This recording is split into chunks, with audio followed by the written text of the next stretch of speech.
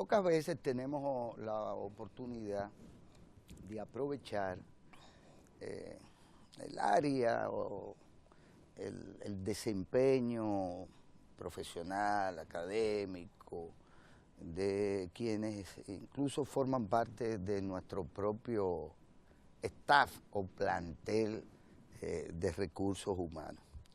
Y hoy, aunque brevemente me propongo aprovechar la compañía del doctor Rafael Sánchez Cárdenas, en realidad viceministro del Ministerio de Educación Superior, Ciencia y Tecnología, y solicitarle, en su condición de tal, que nos dé una opinión propia, si se quiere hasta innovadora, sobre la perspectiva de la formación de los recursos humanos universitarios en la República Dominicana.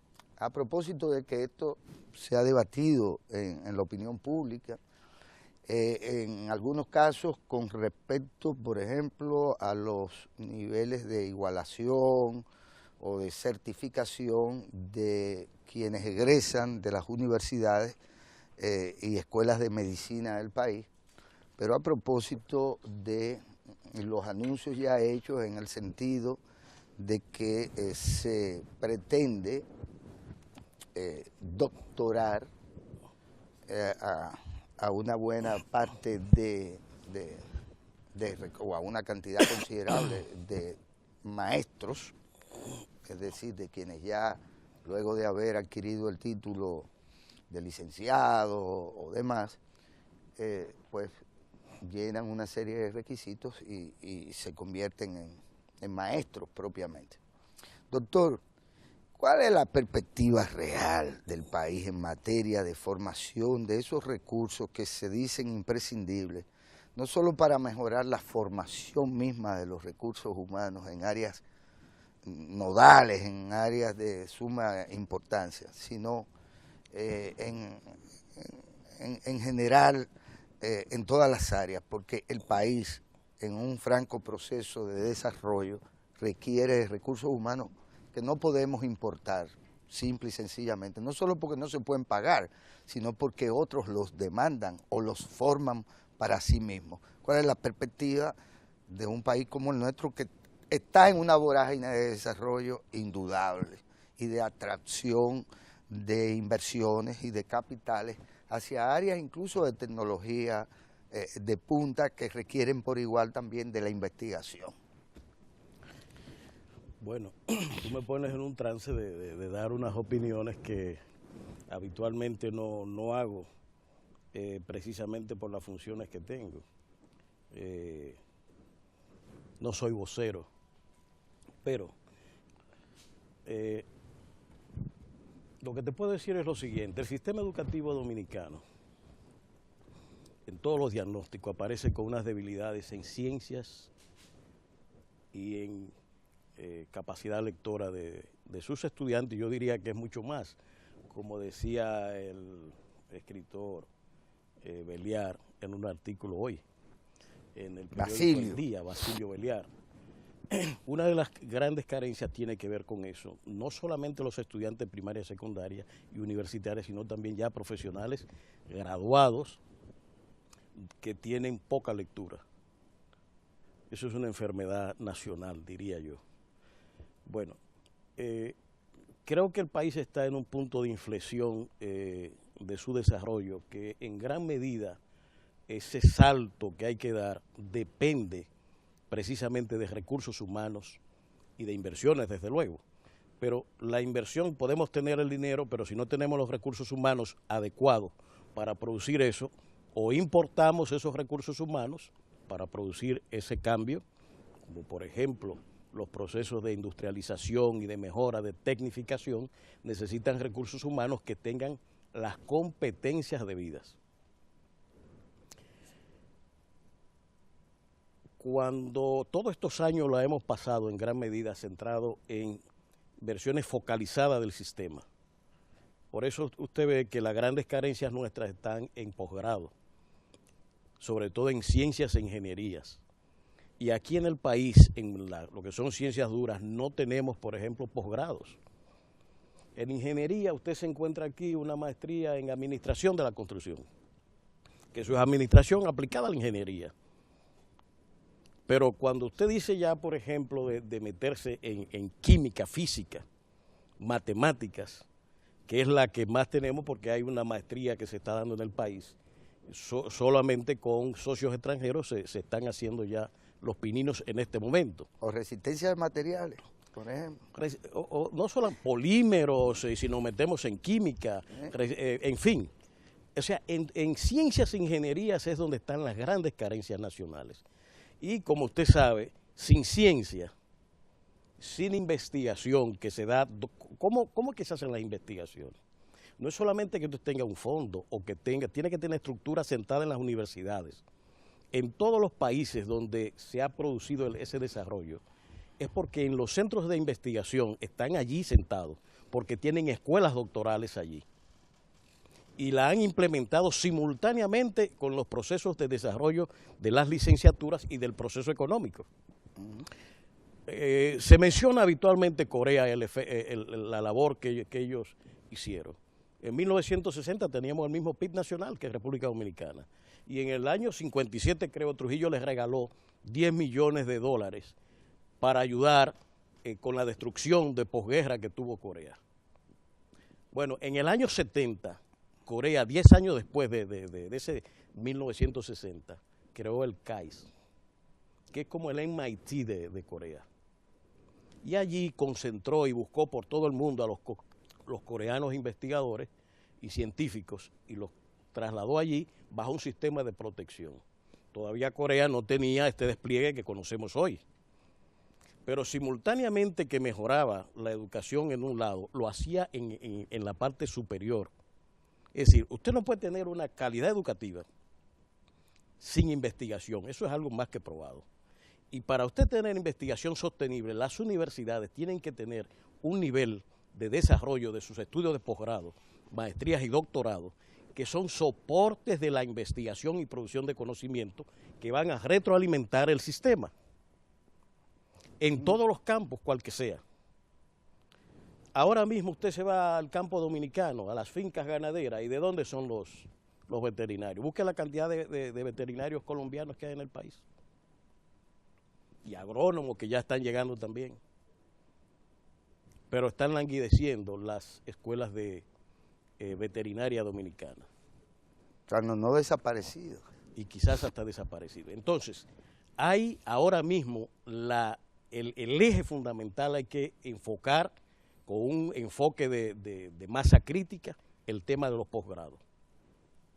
Porque en ello está el nivel superior de los conocimientos, el nivel de desarrollo superior, y hay que transferir con socios extranjeros capacidades, tecnologías y conocimientos a nuestras universidades, para que éstas, al fin y al cabo, terminen implantando los estudios de posgrados en el país y fortaleciendo los sistemas de investigación. Eso es una necesidad urgente que tiene el país. Y hay que apurar el paso. Yo soy de lo que pienso que un plan máster de 5 a 8 años nos llevaría rápidamente a que en ese tiempo nosotros tengamos aquí ya, en esos campos duros que me estoy refiriendo, porque hay doctorado en las humanidades, pero en ciencias son muy pocos. Solo 2.4% de los profesores universitarios tiene doctorado en el país, como promedio. En el área de ciencias. En todas. O en todas. En todas, apenas 2.4%. Lo que significa que nosotros tenemos una necesidad de esos recursos sumamente alta y necesita una orientación hacia la calificación de esos recursos en ese nivel superior. Si nosotros no lo hacemos, ¿cómo vamos a tener calidad de la educación sin tener el desarrollo de recursos humanos de esa magnitud? Para mí es un contrasentido. Cuando se habla de la buena educación finlandesa, habitualmente no se entiende de que más del 95% de su profesorado, desde la inicial a la universitaria, tiene doctorado.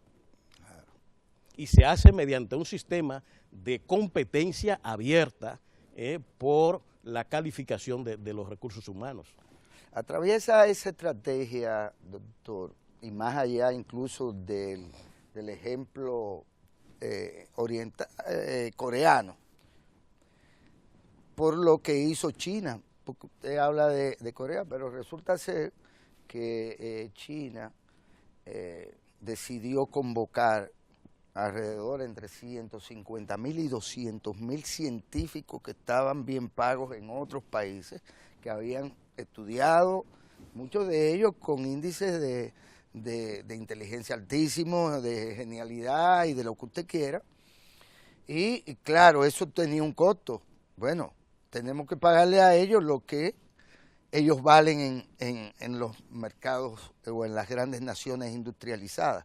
Y así lo hicieron, convocaron a esos científicos, sacaron los recursos y le pagaron. Eran científicos chinos. Nosotros, pobres, subdesarrollados, en los últimos 30 años hemos sido exportadores netos de cerebro. De cerebros, la mayoría formados en las universidades públicas nuestras, o en las universidades nuestras, que al cabo de 2 o 3 años, su perspectiva y su opción fue salir del país. Atravesaría una estrategia de este tipo por convocar a la gran cantidad de cerebros dominicanos que están en otros países y pagarles lo que ellos valen. Son un recurso primario al que tenemos que convocar, como lo hizo China, que por demás sí tiene una tradición ancestral de ciencia y de pensamiento filosófico y de desarrollo científico.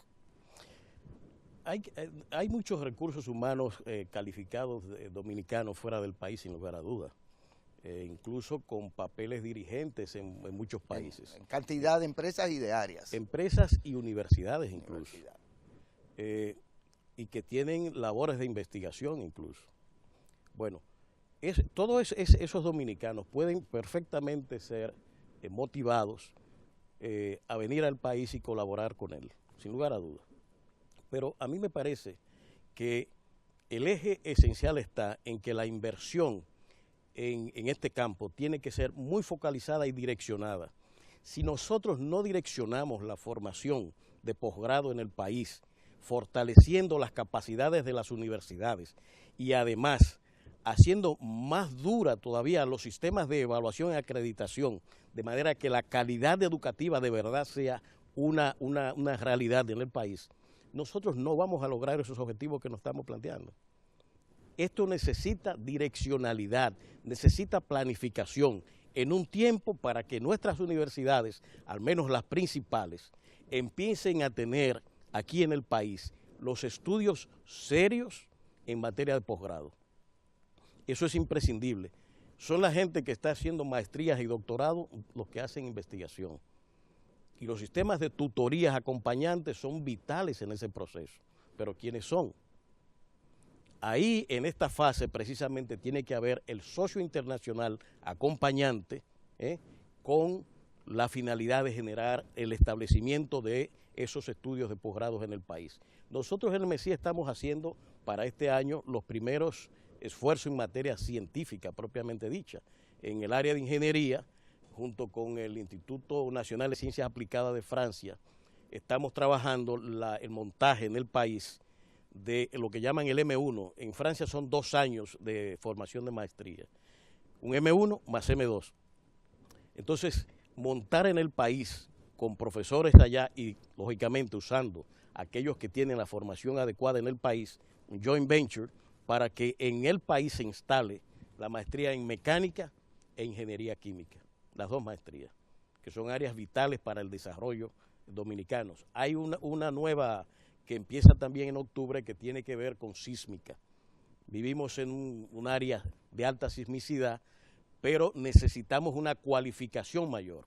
Entonces se ha creado un consorcio entre la British Columbia de Vancouver, Canadá, la Politécnica de Cartagena, España, y la UAS, para desarrollar una maestría en sísmica en el país con una pasantía en la British Columbia, donde existe probablemente la más importante mesa vibrante para reproducir los efectos sísmicos en la mesa y por tanto las estructuras y los suelos ser estudiados anticipadamente. Esa labor nos va a conducir a que podamos tener rápidamente, porque British Columbia está interesada y Cartagena también, en que ese grupo de estudiantes seleccionados vaya al doctorado inmediatamente y por tanto se integren a todo el proceso de docencia y de investigación, pero con una calificación mucho mayor, de manera que podamos tener no técnicos medios o simples ingenieros que están envueltos en esto, sino especialistas en esas áreas. ¿Por qué en ese mismo sentido resultan poco visibles quizás los vínculos o los joint ventures, ¿verdad?, con las universidades norteamericanas? Es que hay. Bueno, por eso digo, poco visible. Lo que pasa Se nos habla mucho de las universidades españolas, o, las de Barcelona, o las universidades francesas, pero no se visibilizan los vínculos y cuáles son las áreas en donde, porque los norteamericanos evidentemente sí tienen un modelo interesante también de desarrollo científico, de investigación y demás. Lo que pasa es que la relación básicamente está de mover estudiantes hacia afuera. Entonces el enfoque esencial está en eso, en una movilidad de Santo Domingo hacia afuera. Ahora, eso necesita, y es mi punto de vista, de que esos socios internacionales, esas universidades, esos centros de investigación, tienen que cooperar con el país mediante una política específica para implantar esos programas que se están dando fuera en el país. El país tiene que desarrollar capacidades propias, localmente, y focalizar los sistemas de investigación hacia sus problemas específicos. No es yendo allí donde vamos nosotros a establecer esas capacidades. Formamos recursos humanos, pero como usted decía al principio, estamos sujetos a drain brain, como le llaman los norteamericanos, que es el robo de cerebro, porque el talento es cazado por las grandes empresas y los grandes países, donde quiera que esté, no importa color, raza, religión o lo que fuera, talento. Un talento en química, un talento en ingeniería o en investigación, lo buscan y lo pagan bien pago donde quiera que esté. Entonces, todos nuestros países estamos expuestos a esa caza de talento. ¿Cómo responder a esa situación que se está dando?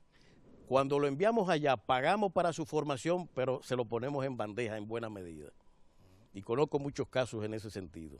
Estamos bien expuestos, aunque es una necesidad la formación de recursos y hay que seguir enviando recursos, pero creo que tenemos que focalizar más y traer esos socios para implantar aquí los programas de investigación asociados a máster y doctorados en el país, con recursos que a corto tiempo podamos tener, combinando las becas internacionales que damos en estos programas con los programas de implantación de los másteres como primera fase y luego desembocar en las escuelas doctorales del país.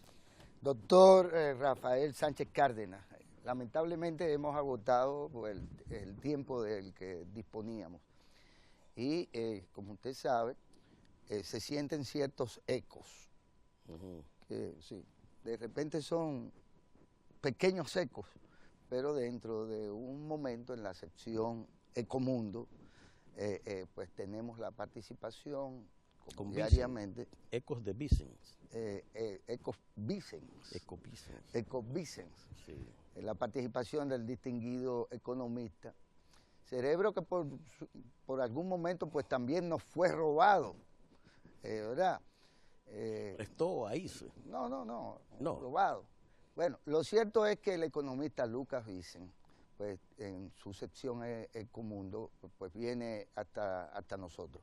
Y yo lamento que no se aprecie, y debo anunciarlo, cómo también nos han robado los recursos artísticos.